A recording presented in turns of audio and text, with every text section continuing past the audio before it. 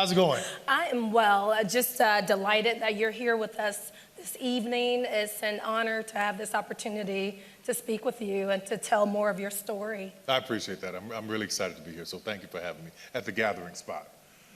Yeah, pretty awesome, so thank you. Thank you. So we do have a lot of ground to cover in such a sure. limited amount of time, so I want to dive in. Okay. You know, Atlanta has been dubbed Hollywood of the South, right? And just a hub now for entertainment. What has been your role in contributing to that? Everything. No, when I came here in 1991 for Freaknik, I had no idea that this would be the place where I would call home, but I went pack my Hyundai and moved right back because this place has a heart that beats for Black people. It beats for dreamers, you know, the home of Dr. King. If you are a person that is a dreamer and you have a work ethic and you want to make change, there's so many things that are malleable in this city to make sure that you have the construct and the foundation to do that. And so that's what I found when I moved here. And music was big here then.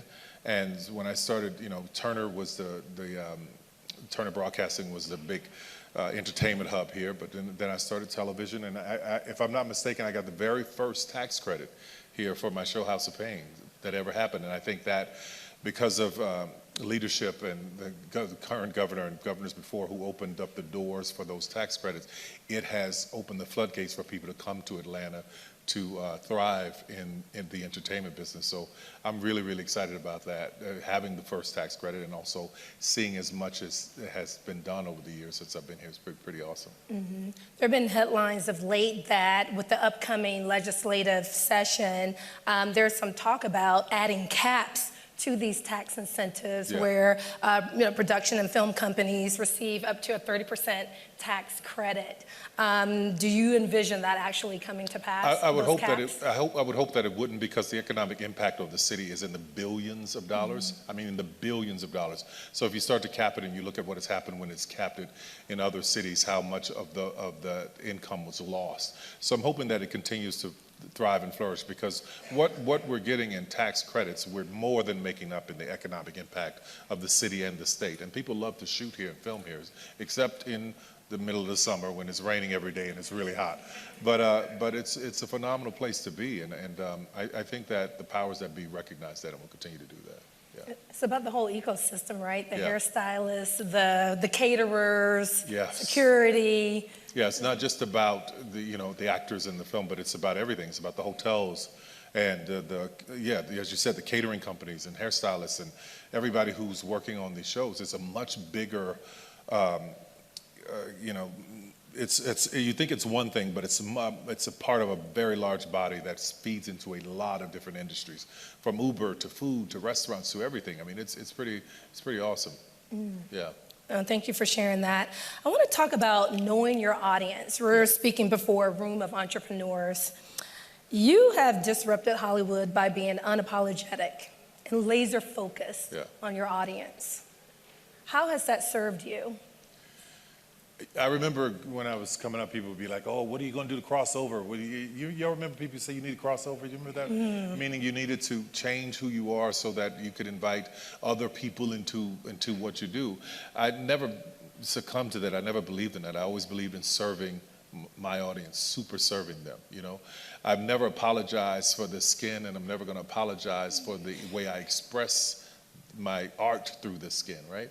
So those things for me were really, really important to just lay into what I know.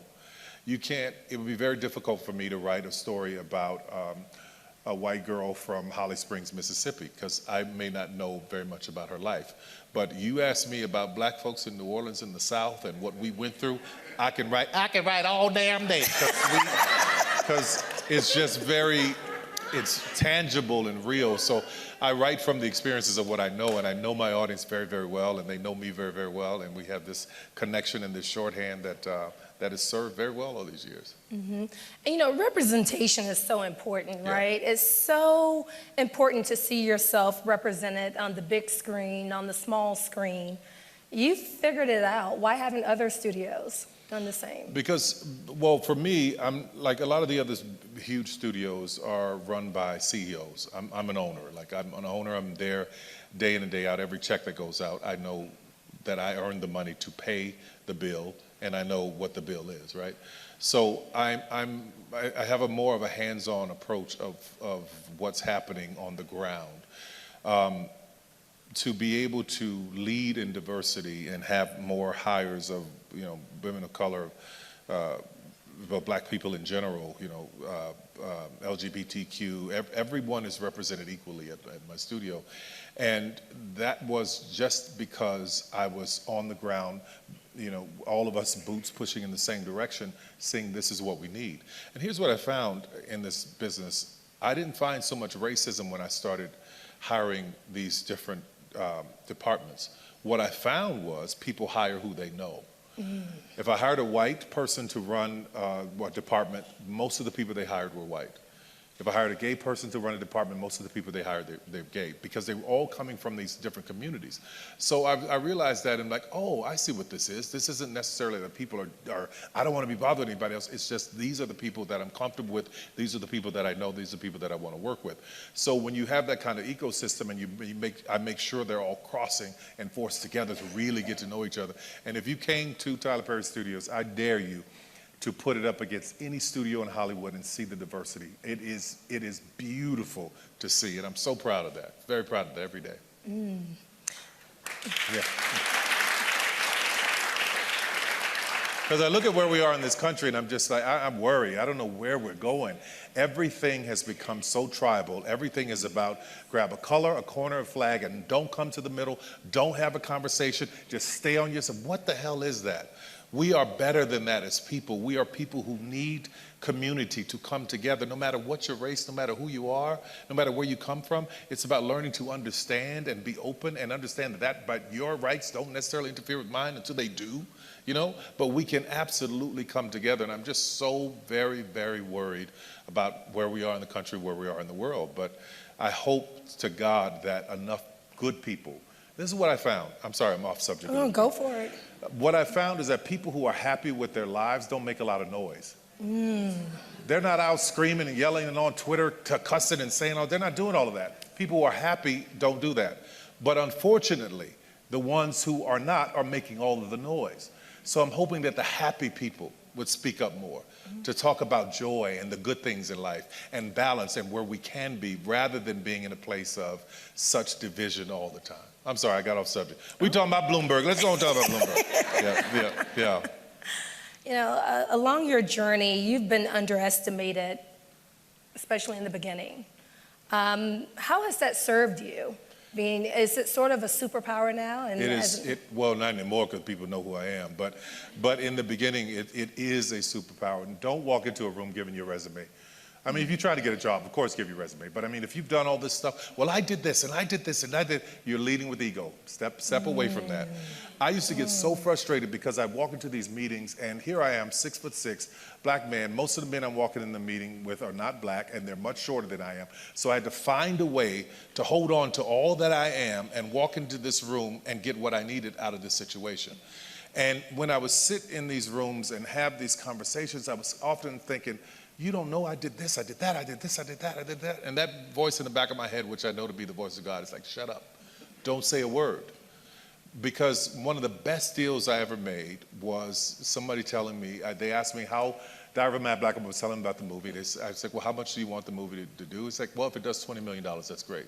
If a Black movie did $20 million in 2005, that was really great for this particular company. And I said, okay, first weekend, he laughed, right? Diary opened at 21 million the first weekend, blew his mind. But by then I had already made the deal.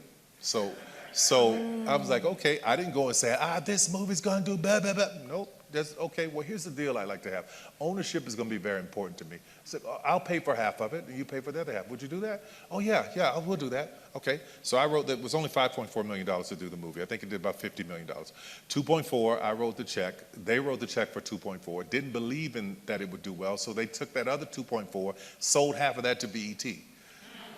So they had no belief that Diary would do well, but I knew because I had been out here with us. traveling the country, seeing us everywhere, sold out shows, top to bottom, could not get another seat in the room. So I learned in that moment to not try and impress upon people all the things that I've done.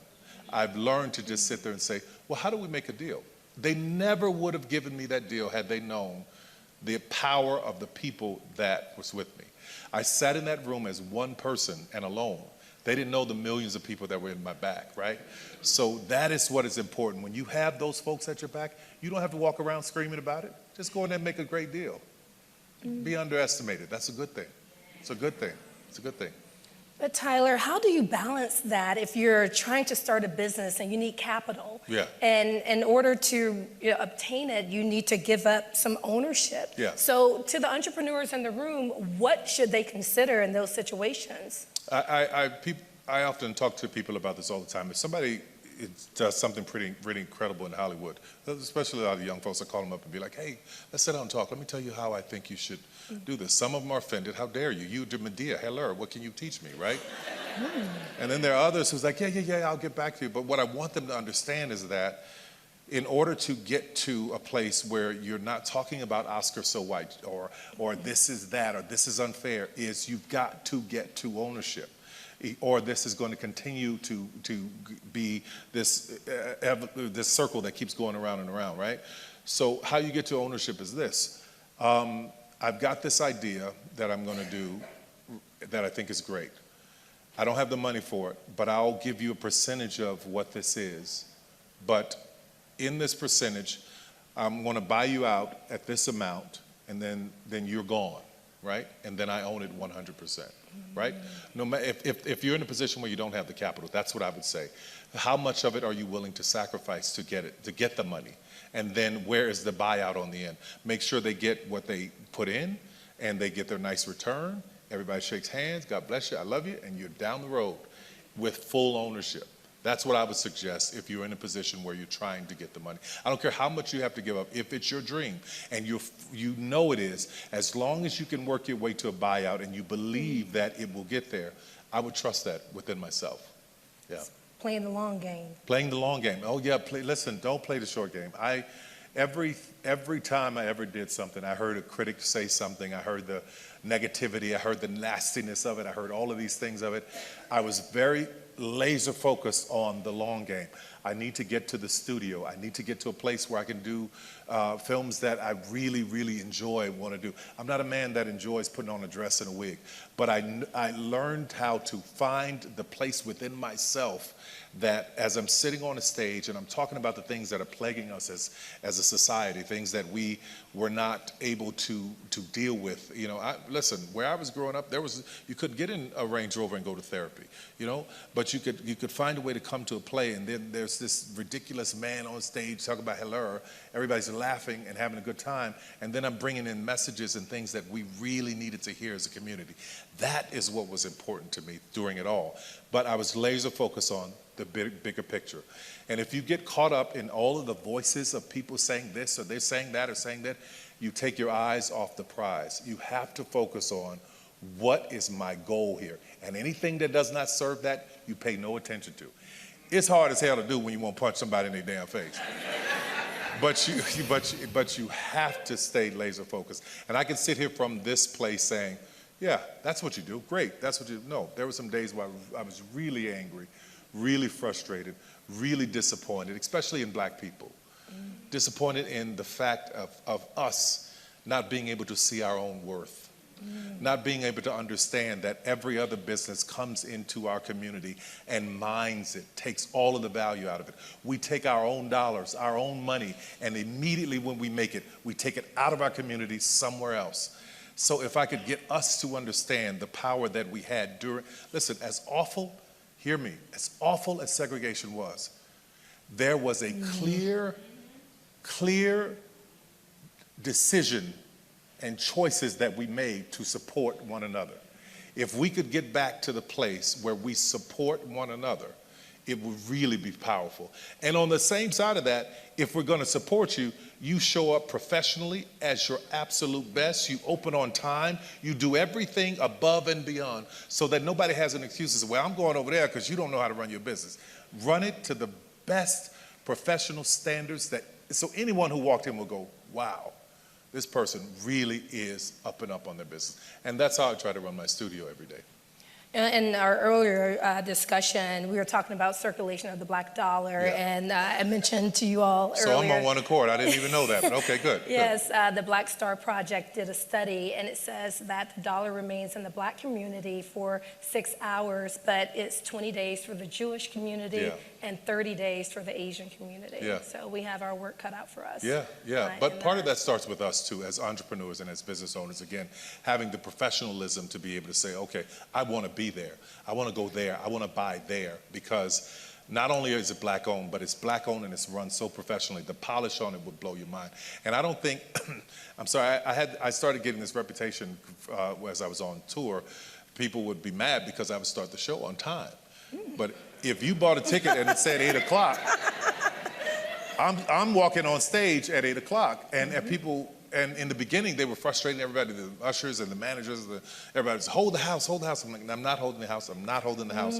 So by the time I was 5 years into touring, people were on time, because they realized he's going to start when he says he's going to start. So that's why I'm saying just something that little will send such a reverberating message to everybody who supports you.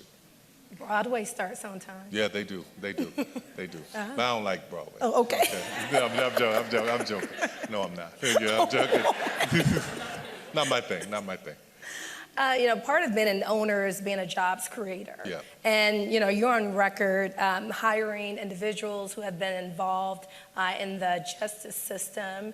Can you expand on the importance of providing opportunities for everyone? I didn't really understand how many people I had who working for me who were former prisoners. There was one guy we were working, because I worked side by side with my team. It was 12-hour day or something, and he was doing something he had lifted and thrown up. I was like, oh, man, how you just do that? He said, yeah, the state of Georgia did me good. I said, oh, you played ball for Georgia State? He said, no. No. I was in the pen, and I was like, wow. And he introduced me to his girlfriend who worked there. He was there for 7 years. And then he said, yeah, and this guy over here was there. He was in 11 years. And this guy was in 15 years. And I was going, wow. So as I really and I've been working side by side with them, all I knew is they worked harder than anybody else. Mm-hmm. And looking at it now, I realized that they came out of prison, didn't have very many opportunities, but could come in the door at Tyler Perry Studios and really, really thrive. And 99% of them did a fantastic job. A couple of them had to go back to prison, but I didn't send them, they had to go back. But I'm really, really proud of being a place where, as we know how unfair this criminal justice system can be. And now listen, if you do a crime, I want your ass locked up. Let's be clear. You did it, you need to go. I don't succumb to, oh, let's rehab. No, if you did the crime, you have to pay. Even if it was my own son. Son, you did this, you have to pay the cost for what you did. But the criminal justice system can be extremely unfair, especially to a lot of us black men who've been incarcerated. So to be a place where they can come out and thrive, he just bought a house. Yeah, it's got a beautiful daughter. I mean, I'm so proud of that. And every time I wake up in the morning, I have a friend of mine, she plays Fatima on Sisters, her name is Crystal, and she was saying that every day that she would come to work, to see me there would inspire her, because she knows I don't have to be there, right? But what she didn't understand is that all of them inspire me. Seeing them, every time, the only reason for me to get up every day and work this hard still is looking at those people going, okay, this, for some reason, I don't know why, the ancestors, God, grace, it fell on me to hold this door open for you. And if I can hold this door open for you, and you come in and do whatever you can to your level and take it way higher than I ever could, then my life has been worth something here. So that's my hope. Let's stay on faith and in faith. Okay. And with that, what advice then do you give to entrepreneurs who may face a rough patch and trying to decide if they should fold or keep going? I know the feeling. Buford Highway, y'all know what Buford Highway is? Mm-hmm. There's a little hotel, I don't know if it's still there. I used to go a few years ago, maybe the last time I go was probably 7 or 8 years ago. I would go by just to see if it was still there. I would go, but I couldn't afford after I got put out of my apartment, when I couldn't afford that pay-by-the-week hotel, I would sleep in the parking lot over there in my Geo Metro, and wonder, why am I still holding on to this? My mother had told me, go get a dream, go get a job at South Central Bell phone company, making about $300-400 every couple of weeks, get you some benefits, and you'll be happy. That would have been great for her. But I had my own vision and my own hope and my own dream. So as dark as it got, as difficult as it got, I started to realize there was something that became the mantra for the studio. I called it a place where dreams believe. There's a moment where when you dream so much and so hard and it never comes to, you stop dreaming. And it hurts. But the dream will start to believe for you. And that's what happened to me. Like, it would wake me up, reminding me, hey, what about this? And the most frustrating thing in the world for me, and many of you may know this, is having this incredible vision of what my life will be and having no way to get there. Seeing no path, seeing nothing that made any sense. Like, God, you're showing me that my life will be that, but I'm sitting here sleeping in this car. How do I hold on to that? How do I reconcile with that? How do I keep the faith in that? But it's the dream itself that kept reminding me, you're going to be okay. And then every now and then something would come along to say, go that way. Because there are many people who think once the door closes, that's it. No, that's just, that's locked. If you go out, try to go out that door and it's locked, you're going to find another door. Just keep going. And it's hard. I know it's hard. I don't know who this is for specifically. I know it is so very difficult, but I want you to understand something. If I had given up, I don't know where all of the people that I was just talking about would be. Sometimes things fall on you, and it's heavy, and it takes a lot, and it's such a burden to move through. It's like churning through it. But every little step I was taking, I was getting closer. And every day I wake up in the morning, I say, God, I thank you that I did not give up. I thank God that I did not give up, not only for me and my mother, and who passed in 2009, and my son, but for all of the other people who are walking in the doors every day. Gotta marinate on that. Yeah. Marinate on that. That would take me out if I start thinking about that. That would take me, I wouldn't be able to get off of this sofa right now if I start thinking about all the times that I wanted to just say no more. No more. That's enough. That's enough. But that one little time, and I'm gonna tell you this story real quick. I put it in my book. I was getting these ridiculous water bills here in Buckhead, because I had a nice house at the time. And I was just like, this is crazy. I'm like, the city's ripping me off. Put a meter on it. I want to check every gallon that goes out of here. I want to know what's. So I had enough property to dig a well. So I brought the guy out to dig the well, and he said, okay, we're going to dig this well. And he dug it and didn't hit any water. I said, wait a minute. I got to pay you for this? He said, I'm sorry, sir. That's how it works. So I have to pay you for the well, then there's no water. No, but we can try over here. I think this is a good place. I said, okay. He tried over there, no water. I said, I'm not doing this. This is a waste of money. Everybody tried to rip me off. And I got another crazy water bill, and I told that guy, come out here and you dig until you find water. And he was digging. He got real deep. Sir, we've never been this deep. I don't think we're going to be able to hit water. I was like, okay, well, fine. I was going back to the house, and something said, tell him to keep going. I come back, and I tell him, keep going. Before I could get from where he was to the house, he said, sir, we hit water more than we'd ever imagined. This is a God's honest truth. Which became a metaphor for my life of like, just in that spot, a little bit deeper might be everything that you've been trying to get to. Just a little bit deeper. So I'll never forget that moment. I'll never forget it happening, and I've held on to it ever since. Wow. That's so important. I do want to shift gears. Back in December, you received the deed for the additional 37 acres on the Tyler Perry Studios campus, and plans to build out an entertainment complex. Can you share a little bit more about that? I have a dream to have a 7,000-seat theater there, and another like 200-seat theater, 400-seat theater, 50-seat theater, so that all these artists can come and just do plays or whatever they want in the area, with restaurants and a museum And right there on Lee Street at the corner of where the studio sits, so that it's open to the public and you can come into this area and take tours of the studio, is my hope to see all of that happen. So that's where I am with it.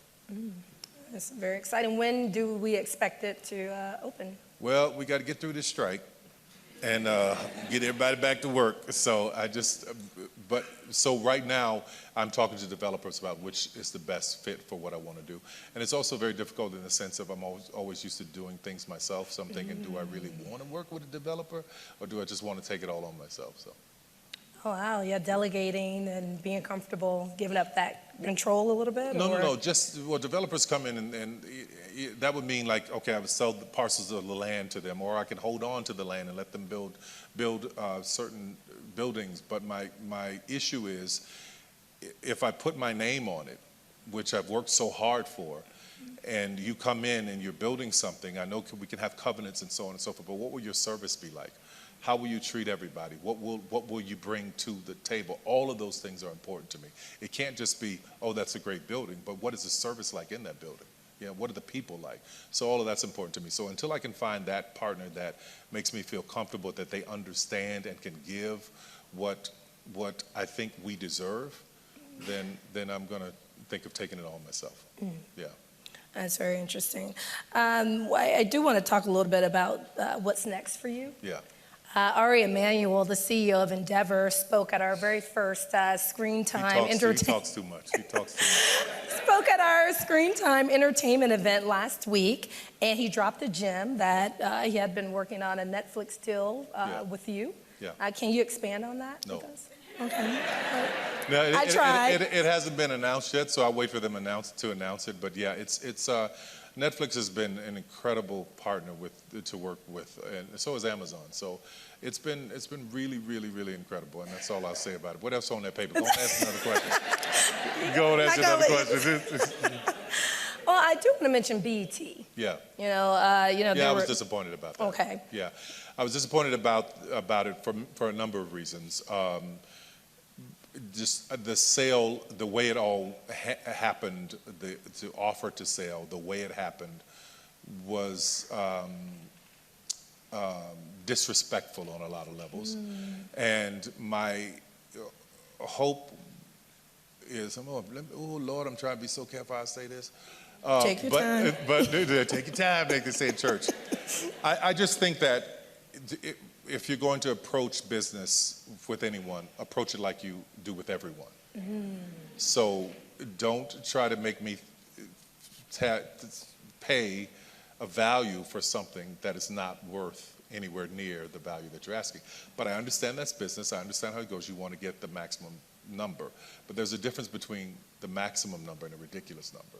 So God bless them. I'm still working there with them, and I wish them all the best. A couple of follow-up questions. Do you hope Of course you're going to have some follow-up questions.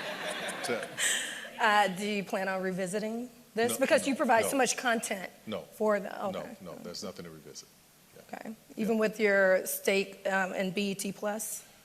There's nothing to revisit. Oh, okay. Yeah, there's nothing to revisit. I understand the position that the global company is in, and I understand what they need to do, but there's nothing to revisit. Yeah. Okay. In our remaining time, you've worked with everyone pretty much. Who's left that you want to collaborate with? On a project, on a new, just on your wish list. The great thing about getting older is that you've done what you wanted to do, right? So what's important to me right now is this beautiful little 8, soon to be 9-year-old that I have, who is just the joy of my life, that I can be the father that helps him fulfill all of his dreams, his goals. For right now, I'm really, really happy with my life, and I'm at a place where I'm coasting through and just really learning to enjoy it. After so much hell, after so much struggle, I've finally gotten to a place in my life where I'm just happy. So, and that's enough for me. That's a beautiful thing. Yeah.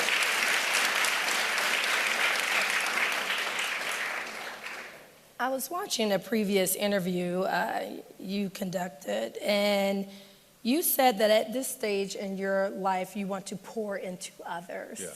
Can you expand on that? They don't mean money. No, I'm joking. I'm joking. It's just understanding what I've learned in these 54 years, what I've experienced, what I've went through, and that's the only reason I did this documentary.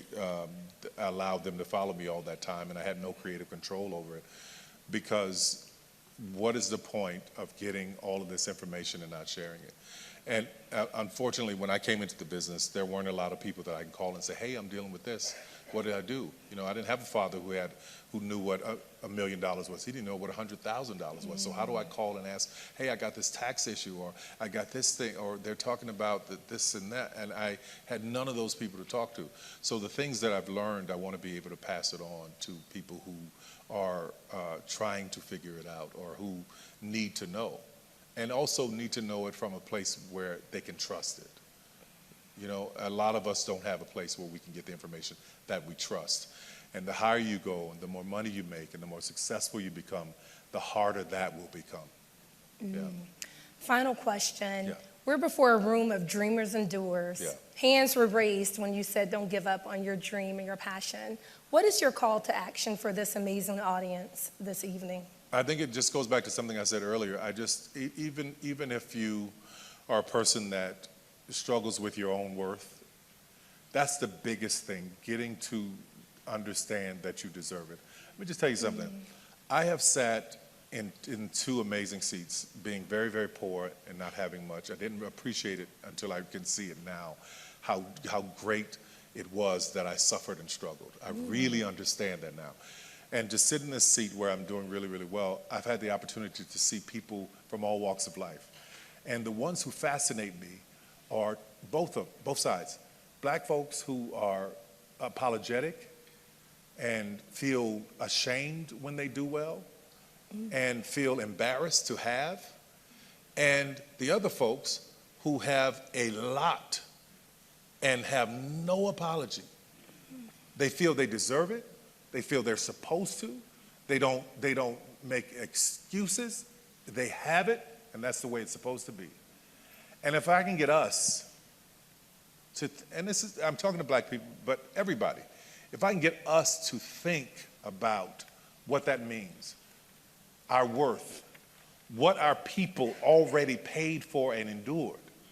If you could understand, I wish we could all get on a journey train and go back and see what our people really endured for us just to be able to sit in this room.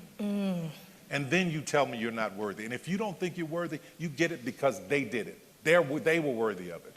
Carry your ancestors into it with you, because it is so important that we understand that our crown, as Maya Angelou would say, has been bought and paid for. May as well wear it. Yeah. Well, I mean, that was my final question, Okay. but Okay.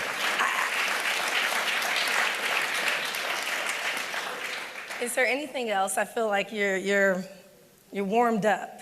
Is there anything else you want to leave with the audience? You think I'm warmed up? I think you drained me, but okay. So it's all good. It's all good. I really appreciate this. I think it's very important that like-minded souls, spirits, individuals meet in places like this, so that when your candle starts to fade, somebody else can say, hey, here's a light. Let's keep going. Let's keep going together. And to partner up with people and follow them on their journey. Hey, what are you dealing with? How are you struggling? How are you making it through? Well, here's what I'm doing. Oh, that worked for you? And never get jealous. I have never in my life been jealous of anyone's success. Never, not once. I'm like, wow, God did that for you? God, what am I doing wrong? How can I get this to happen in my life, right? So, yeah. All right, I'll leave it there. Okay. All right. All right. Thank you so much, everybody. Tyler. I really appreciate it.